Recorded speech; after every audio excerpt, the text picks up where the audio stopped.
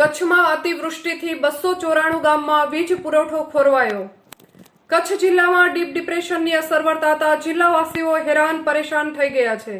એક બાજુ વરસેલો ધોધમાર વરસાદ અને બીજી બાજુ ડીપ ડિપ્રેશનના લીધે ફૂંકાયેલો જોરદાર પવન।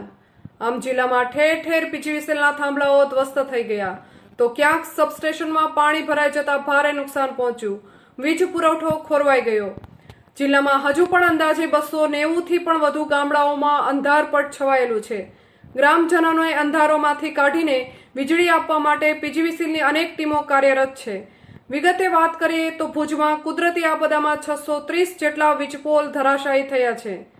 10 જેટલા ટ્રાન્સફોર્મર પડી ગયા છે, જેને ફરીથી ઊભા કરવા માટે પીજીવીસીએલની 84 ટીમો ઉત્તર ગુજરાત, ભાવનગર અને સુરેન્દ્રનગર જિલ્લાની મળીને 40 થી વધુ ટીમો કાર્યરત છે, તો બહારની કંપની સહિત કોન્ટ્રાક્ટરોની 35 થી વધુ ટીમોને પણ કામે લગાડવામાં આવી છે।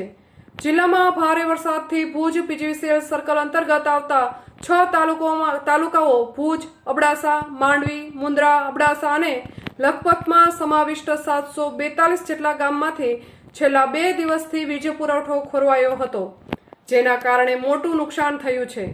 પીજીવીસીએલની ટીમોએ યુદ્ધના ધોરણે તમામ ગામડાઓમાં વીજ પુરવઠો પૂર્વરત કરવાની કામગીરી હાથ ધરી છે। 448 ગામમાં વીજ પુરવઠો પુનઃ શરૂ થઈ ગયો છે। TV 18 news, Kutch.